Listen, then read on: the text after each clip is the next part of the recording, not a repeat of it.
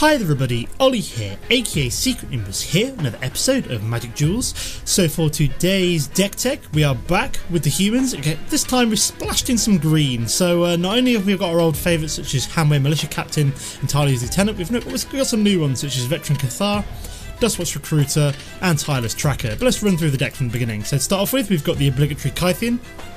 So a nice one drop who has the potential to flip into a Planeswalker, so it can become Gideon Battleforged. Then got Hanweir Militia Captain, great card. So if we control 4 or more creatures, we get to flip her over into the Westvale Cult Leader, where she becomes an XX creature, where X is the number of creatures we control, and then she also puts a 1/1 white and black human cleric creature token onto the battlefield at the end of our turn, which is quite nice. Then got Thalia's Lieutenant, so when this one drops, a 2-mana creature.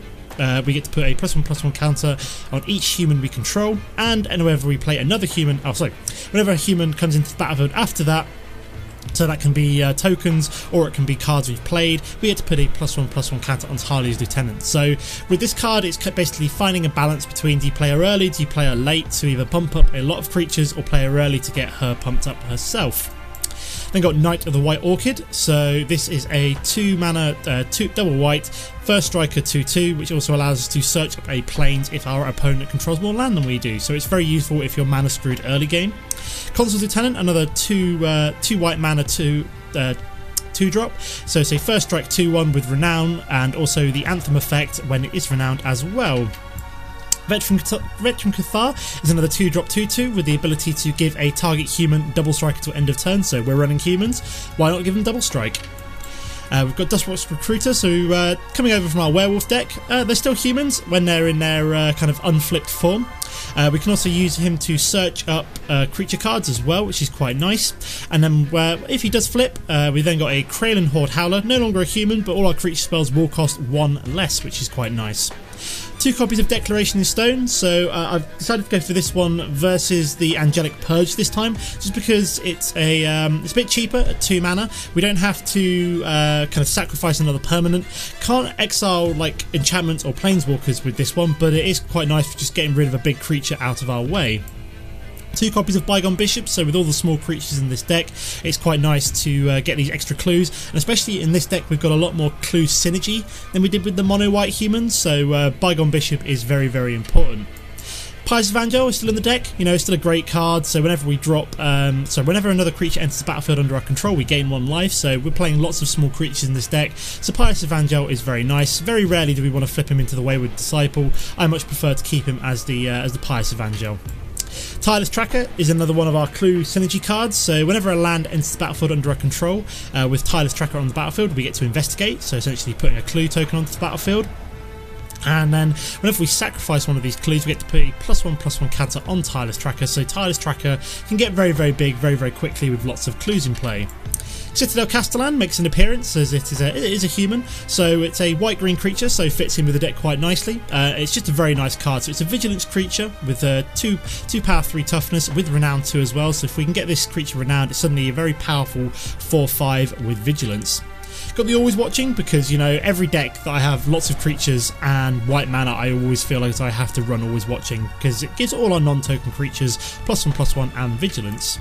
Hope Against Hope makes a reappearance from the mono white deck, and basically we get to give a target creature +1/+1 for each creature we control, and as long as it's human, it gains first strike, so basically every single creature apart from Bygone Bishop and the Archangel Avacyn gets first strike. Ulvenwald Mysteries is a nice synergy with the clues and the humans, so whenever a non-creature token controls dies, we investigate, which doesn't really happen too often, but the important thing is whenever we sacrifice a clue, we get to put a +1/+1 white human soldier onto the battlefield, so that's quite nice. A couple of copies of Wildsize, just as it's a little combat trick, because it gets to give our creature +2/+2 against trample, so, you know, give one of our big creatures which we've pumped up with all the different sorry, well, what's the word I'm looking for? All the creatures that we can make grow, such as Thalia's Lieutenant, such as the Hanweir Militia Captain, such as Tireless Tracker. If we want to swing big and give it trample, Wildsize does that. Plus, we get to draw a card as well, which is quite nice. To finish off with, we've got Gideon. So again, kind of, if there's white in the deck, I probably want to run Gideon. So we can either +1 him to make him into a 5/5 creature, 0 him to summon a token, or -4 him to get an emblem, which gives all our creatures +1/+1. And then finally, we've got Archangel Avacyn. So the most expensive card in the deck at 5 mana. It's flash with flying and vigilance, and when she enters the battlefield, all creatures we control gain indestructible until end of turn. If a non-angel creature I control dies, you get to transform Archangel Avacyn into Avacyn the Purifier, which does 3 damage across the board to each creature and each opponent when she flips. In terms of the mana base, we've got 9 plains, 7 forests, just because we've got more white spells than we do green, 2 copies of Canopy Vista, 2 copies of Westvale Abbey, and 2 copies of Sunpetal Grove. So that's the deck. Let's go play some games. Okay guys, here we are for game number 1. We're playing the... I missed what rank that was. It was we're playing Gramnir though, I believe that was. I'll double check the rank in a second. I'm going to keep this hand. Got the Duskwatch Recruiter to start off with. We've got an Ulvenwald Mysteries, a Hope Against Hope, and a Declaration in Stone, so it's a pretty nice opening hand. Yeah, playing the rank 33 Gramnir. So I think we'll start off with the Canopy Vista, just because we want to get our white source down probably sooner rather than later, and then we'll get the Duskwatch Recruiter down on turn 2. I mean, we could have done it in... we could have gone for double forest and then gone into Canopy Vista, but it's not really the end of the world. Like I've said before, we don't really have to worry too much about playing mana out in odd orders anymore, because when we were in the Acid Moss meta period, you had to really think about which order you wanted to play your mana out with, just in case, you know, you got to turn 4, suddenly you were Acid Mossed and you'd lost your critical mana. Like nowadays, we don't worry about that anywhere near as much, which is quite nice. So he is going to be gaining 1 life from the Jadi offshoot. There's nothing... I probably want to play out Ulvenwald Mysteries, to be fair. Okay, we got Veteran Cathar, so do I want to play this out first? I mean, this isn't going to be synergizing up with anything yet, so I almost want to just play out Veteran Cathar, maybe? Just get this down this turn, and then maybe play out Ulvenwald Mysteries next turn. Doesn't look like he's burning anything down right now. Yeah, we didn't swing because he was just blocked with the Jadi offshoot, so that's fine. So he gained a life back there from under the mana. So he's up to 3 so far. We've got red and black. So my assumption here is we're probably playing some kind of... I think it's Jund red green black. Probably Jund ramp or landfall, something like that. Is this a landfall? Yeah, it's a landfall creature. Wasn't sure about how it triggered, but we are just going to swing with both of these and then maybe Wildsize with the trample if he blocks one of them, just to clear away his Jadi offshoot. He may just let it go through, in which case we'll probably play out one of our enchantments instead. Probably the Ulvenwald Mysteries, so we are going to Wildsize you, which allows us to draw that additional card and push through the additional damage while clearing away his Jadi offshoot. That was nice for us. Probably want to get Ulvenwald Mysteries down next, just so we can start potentially getting some clues down if he uses some removal, like Radiant Flame. So Ulvenwald Mysteries may have been a good idea instead there, but it's not the end of the world. And he's got another Jadi offshoot, so yeah, in hindsight, Ulvenwald Mysteries would have been the better choice there. Didn't anticipate the Radiant Flames, however, although maybe I should have done. We're going to get something good. Okay, we've got Thalia's Lieutenant, so I'm going to play out both of these this turn, I think, just because I need to do something. There we go, come on. Hope Against Hope might have also been a good play, because that would have pushed either of the... I don't know if it would have pushed them out of range of... No, it wouldn't have done, because it wouldn't have pushed it out of range of Radiant Flames, because one of these would have gone to a +4/+4, but then it would have then dropped down enough to have died, I think. Okay, so we've got Nahiri. Interesting choice. So it's definitely some kind of like ramp control-y kind of deck. So he's going to destroy my enchantment, so goodbye Ulvenwald Mysteries. Never mind. Could do with a creature this turn, would be nice. Okay, Kytheon works for me. Means we will be able to pump up Thalia's Lieutenant. Now, I'm thinking of declaring in stone the Jadi offshoot, just so we can actually destroy Nahiri this turn. Does get him the ability to draw a card, but you know, I think that's a sacrifice we need to make there to actually clear away Nahiri. Otherwise, we're looking at Nahiri destroying any of our tapped creatures and preventing us from swinging. So I'd rather just get rid of her now. And then what is he doing? Okay, sacrificing the clue there and then. I mean, he already had 3 cards in hand, so, you know, what's one extra card among friends? Okay, so he's got himself a Sylvan Ranger. He gets to draw an additional mana. Well, gets to play an additional... Yeah, so he gets to search up for an additional mana, that's what I'm looking for. Okay, got some blue in here, so... What I thought was ramp, we're possibly looking... Okay, so he's got the Gitrog monster down, so we're suddenly in a really bad way. So, in hindsight, Declaration of Stone maybe wasn't the best thing there. And all he drew was a mana as well, so at this point I'm a little bit terrified of this thing. So, I don't really think there's anything we can do about it right now. I'm thinking of just putting, like, the Hope Against Hope on this and hoping that I draw into a mana next turn. Go skip attack. So yeah, what does this thing do again? So you may play an additional land on each of your turns. Whenever one or more land cards are put into your graveyard from anywhere, draw a card. So he has to sacrifice Gitrog monster unless he sacrifices a land. But he does get to play out 2 mana every turn, so... And yes, and he also gets to draw a card as well, so... Okay, so we've got Fevered Visions, so that's going to be okay for us. We will mean that we will be drawing an additional card, which is quite nice. We've got plenty of health at the moment, so yeah, it looks like we've got maybe some kind of Super Friends deck here, especially like running the Gitrog monster as well. So he's going to +2/+2 Nahiri, so we are going to possibly take... No, we won't take anything here because we're going to block with Kytheon and give it indestructible. Come on, there we go.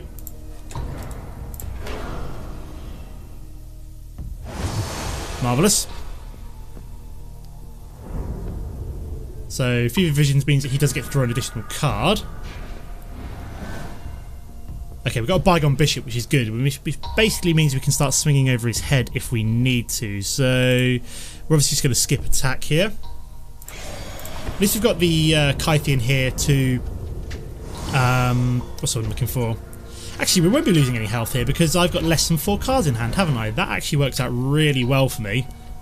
We've got Tireless Tracker now to synergize up with the Bygone Bishop, so we're not looking too bad at the moment, actually. We're in a really good...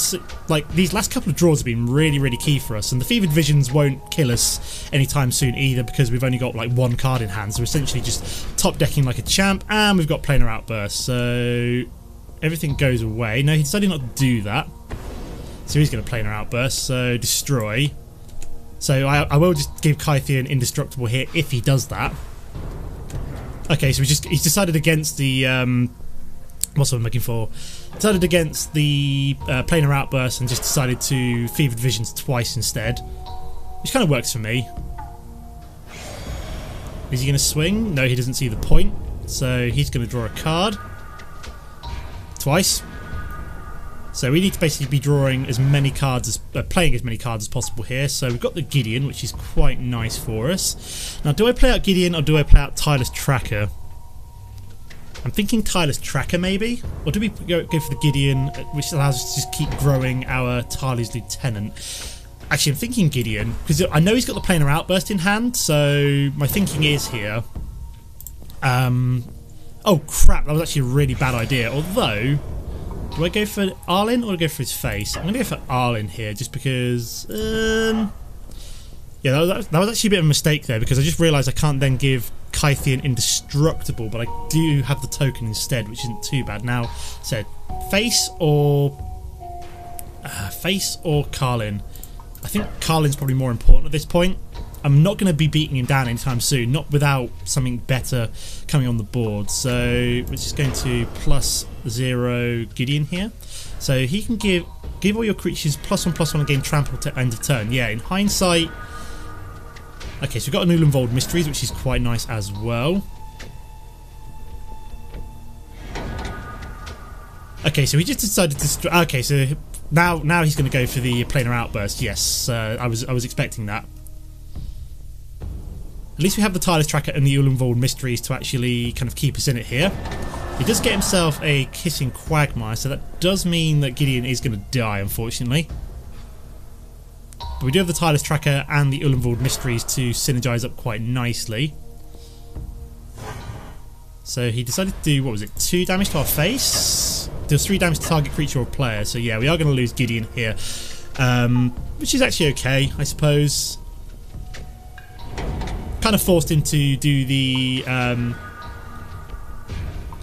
what's what I'm looking for? Yeah, it forced him to use the planar outburst now. So he's going to Tireless Tracker. Maybe Citadel Castellan. I just realised I did that completely in the wrong order because I'm a Burke. I should have played Tireless Tracker out first. Oh my god. Never mind. So I'll play out my 2 creatures. Yeah, we could have got the clue there and actually used it to pump up our Tireless Tracker, but never mind. So we are still drawing 2 cards a turn from the Fever Visions, which is working out pretty well for us at the moment, I'm going to be honest.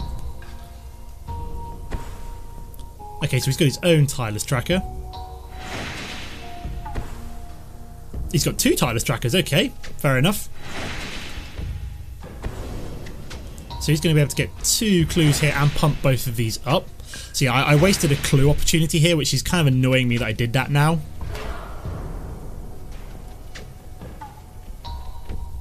So yeah, he's going to give that, make that a 5/4 with haste. Okay, that's fair enough. I'm probably going to let that go through then if that's the case.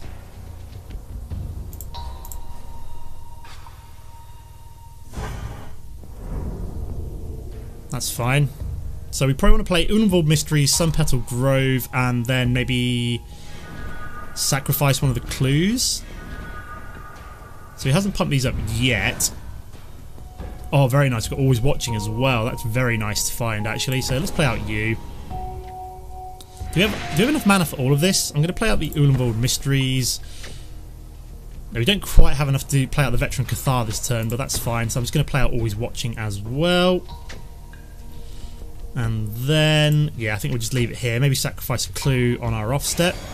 So if we just skip attack.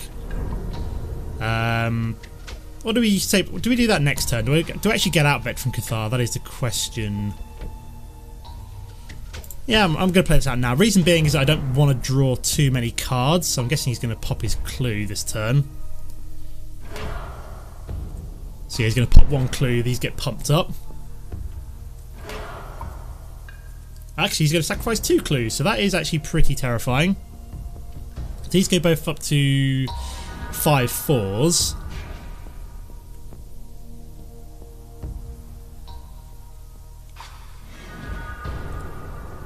Okay, so this comes down as a 3/3. So I draw 2 cards here. Okay, we've got the Pious Evangel, so we could be okay here if we can survive this turn, maybe? Do I kill one of these is the question, or do I just kind of chump block one of them with, say, for example, the Veteran Cathar? So these guys are just getting ridiculously big. This has been a pretty crazy game for game number 1. It's been pretty long, and I think I'm going to lose it. But I think I've made some mistakes. I don't know if I did or not. You guys will, I'm sure you guys will be happy to point out what I did wrong at some point. But I feel as I've been kind of like, oh, here we go. So goodbye my Tireless Tracker. So yeah, we're probably lost here now because he's managed to get rid of that Tireless Tracker. So these guys are just going to get bigger and bigger.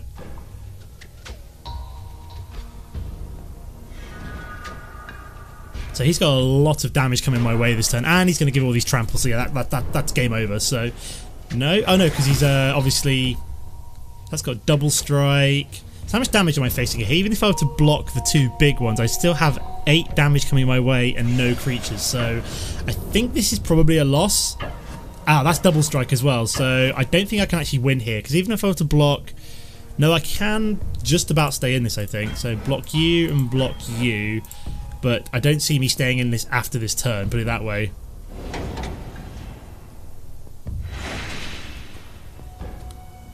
I need like Languish basically, or something like crazy like that, which I just don't have in this deck, unfortunately. So yeah, I think this is probably game over with 2 health left. I don't think I'm going to be long for this world, unfortunately.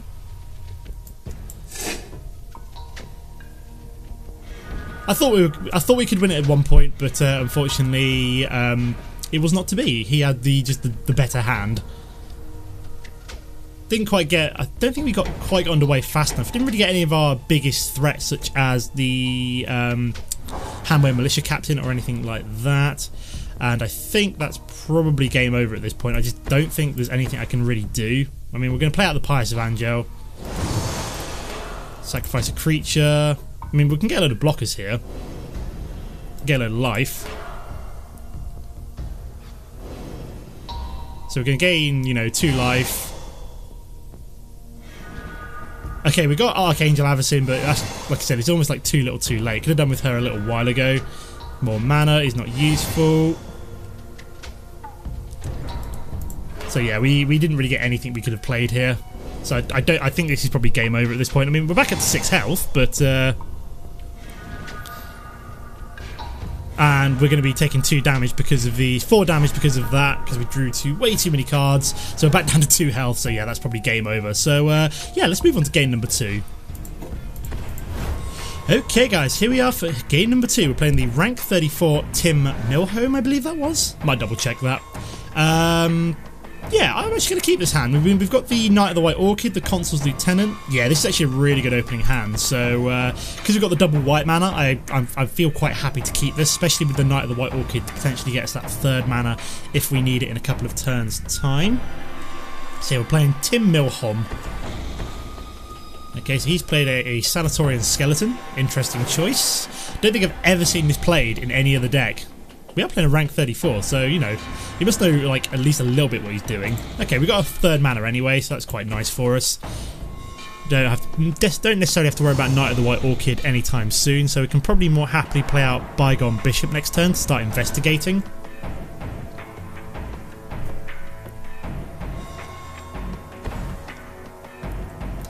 Okay, so it looks like we're maybe playing mono black here. Interesting.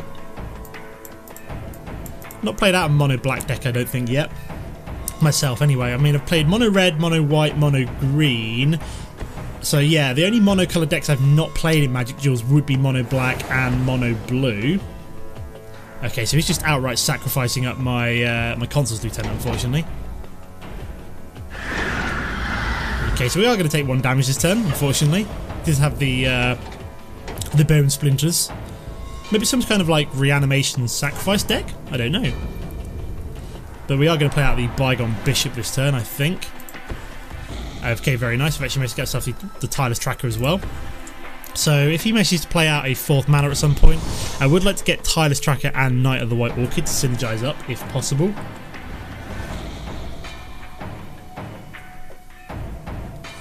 Let's see what he does.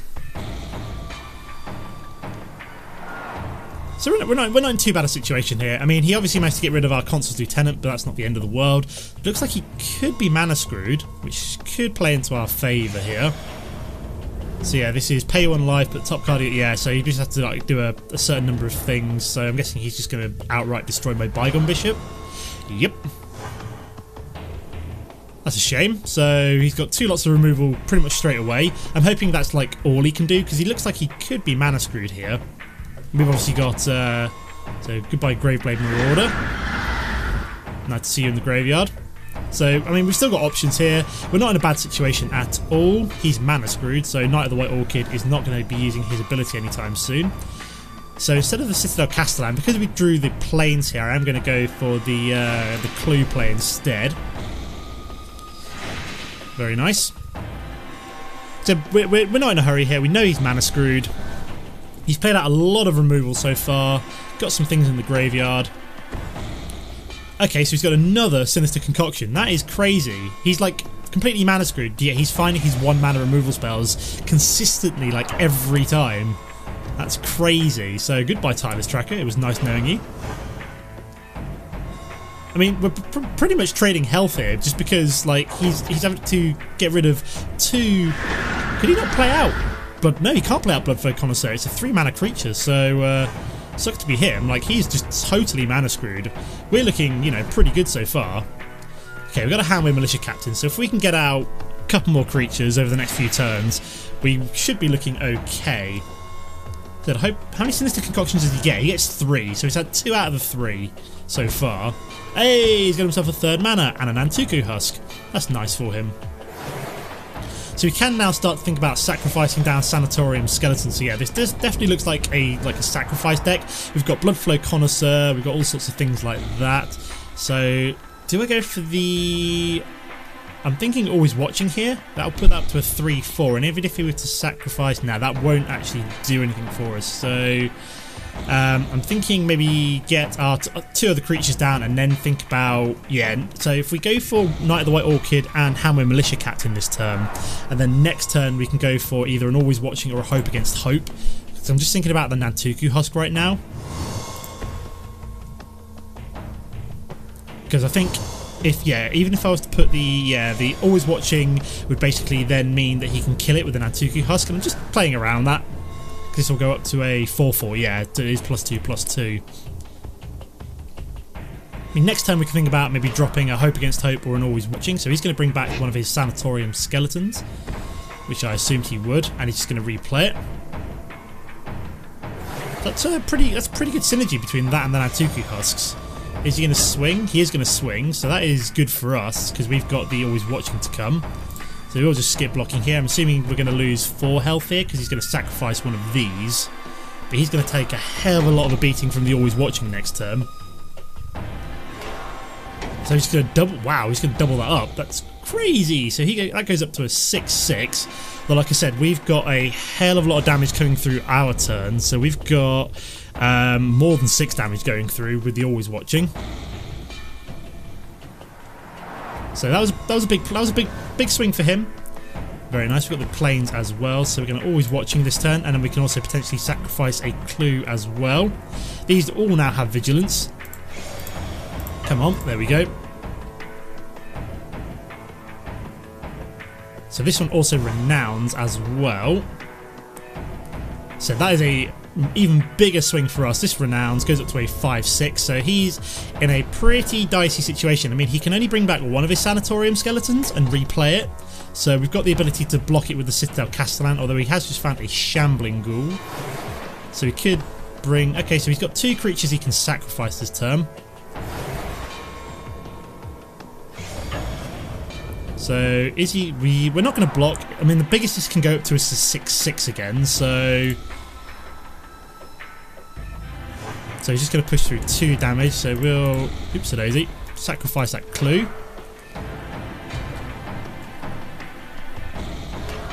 So why did he sacrifice that there? That's really weird. Why would he... Does he realise he's just lost and decided to just... yeah, okay, that was weird. I think he just realised that he was going to lose and just decided to just sacrifice everything to give me an easy win. In that case, why didn't he just, you know, concede? Is weird. Okay, so we're just going to swing for the win here. You know, why not? Very odd. Very odd indeed. I think he realised that he was basically in an untenable situation there and decided to go out on his own terms rather than just give me the free win. Okay, so that is at least a win for game number 2. We don't have time to do a 3rd game today, unfortunately, because I've run out of time. I've got stuff to do. We do, however, get a nice 120 gold bonus from a daily quest, so Champion of Rootbound Crag. So we're up to 4,300, so we're almost halfway there for Eldritch Moon already. So providing I keep up, you know, doing daily quests every day, I think we should be more than fine before Eldritch Moon drops, which should be quite nice. But I'm going to leave it here for now. As always, guys, don't forget to comment and like if you've enjoyed the episode. If you're new to the channel, it's always nice to see you hit subscribe. But apart from that, thanks for watching, and I'll see you next time. Goodbye.